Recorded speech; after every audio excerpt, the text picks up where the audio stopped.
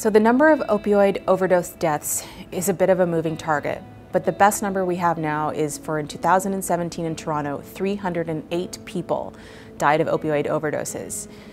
And that's an enormous number. And I think about looking anywhere on any street in Toronto and trying to imagine 308 people, and then think about their families and their loved ones and all of the people impacted throughout their lives up to and through the moment of their death. So we're not talking about 308 people, we're talking about thousands of people. The ones who are left living, unfortunately, are the ones that are going to have to bear all of the pain. What we were trying really hard to do is just pick one and then say, you know, this is what happens. This is what happens to him, this is what happens to his family, and this is what's happening to the city of Toronto. And so when we think about solutions, I think it's really important to think about people and not just numbers.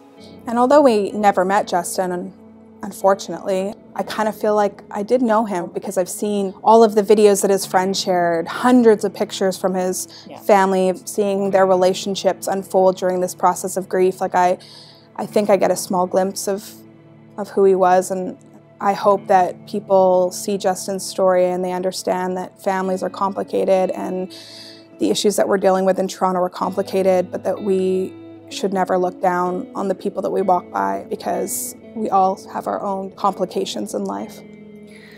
What's a bit unusual about this is typically with projects, we only get a fixed amount of time, or sort of we duck in and out of people's lives, you know, during a moment of crisis or during a moment of joy. But this is something where we essentially started right when a family was actively grieving, and we've been with them throughout the course of a year. And it's not just that we've followed them, they've led us. So they've encouraged us to come into their lives in the darkest moments in their lives. And a big part of what we were able to do is because people trusted us. I mean, they let us document one of the volunteers injecting fentanyl, and so we could actually see and understand that process.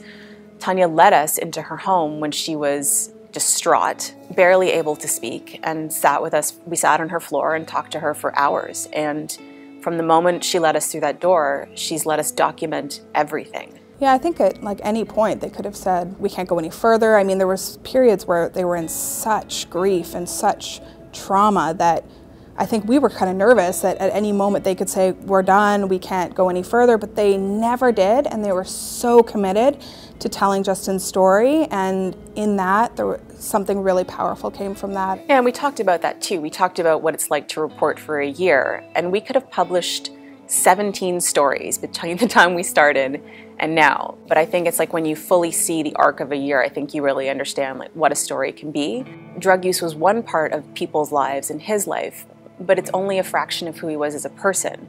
And I think it's important to talk about all sides of a person. So what we started with was we knew that a young man had died in a stairwell, but what we learned over the course of a year is that he was artistic, deeply loved, had plans for his future, had a life, and probably deserved a better chance at all of those things.